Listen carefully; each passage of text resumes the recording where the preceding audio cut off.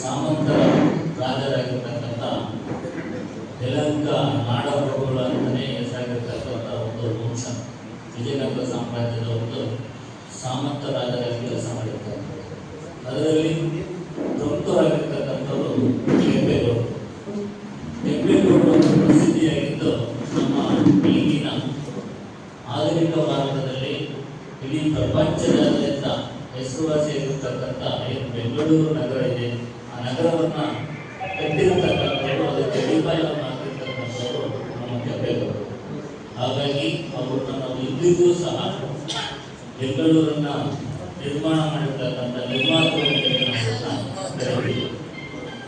ಒಂದು ನಗರವನ್ನು ನಿರ್ಮಾಣ ಮಾಡಲಿಕ್ಕೆ ಒಬ್ಬ ವ್ಯಕ್ತಿಗೆ ದೂರದೃಷ್ಟಿ ಅವಶ್ಯಕವಾಗಿದೆ.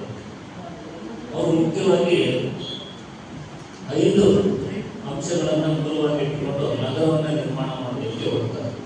ಒಂದನೇದು ಪೇಟೆ, ಕೋಟೆ, ಕೆರೆ, ಗುಡಿ ಮತ್ತೆ ಉದ್ಯಾನ. ಈ 5 ಅಂಶಗಳು. ಮೊದಲಿಗೆ ಏನಾಗುತ್ತೆ, ಒಂದು ನಗರ ಸುಭದ್ರವಾಗಿರಬೇಕು ಅಂತಂದ್ರೆ ಅದಕ್ಕೆ ಕೋಟೆ ಮುಖ್ಯವಾಗಿದೆ. ಹಾಗಾಗಿ ಅವರು ಬೆಂಗಳೂರಿನ ಸುತ್ತ ಕೋಟೆಯನ್ನು ನಿರ್ಮಾಣ ಮಾಡ್ತಾರೆ. ಅವರು ಆ ಕೋಟೆಗೆ 4 ದ್ವಾರಗಳನ್ನು ನಿರ್ಮಿಸ್ತಾರೆ. 4 ದಿಕ್ಕಿ, ಪೂರ್ವ, ಪಶ್ಚಿಮ, ಉತ್ತರ, ದಕ್ಷಿಣ. ಹಾಗೆಯೇ ನಂತರ ಅಲ್ಲಿನ ಸರ್ವ ಜನರಿಗೂ ಸಹ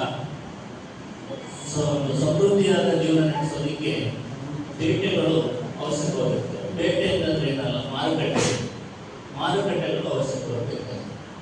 ಅಂತ 64 ಪೇಟೆಗಳನ್ನು ಅವರು ಆ ನಗರದಲ್ಲಿ ಗುರುತಿಸಿ ನಿರ್ಮಾಣ ಮಾಡ್ತಾರೆ. ಈಗಲೂ ಕೂಡ ಅವು ಪ್ರಸ್ತುತದಲ್ಲಿದೆ.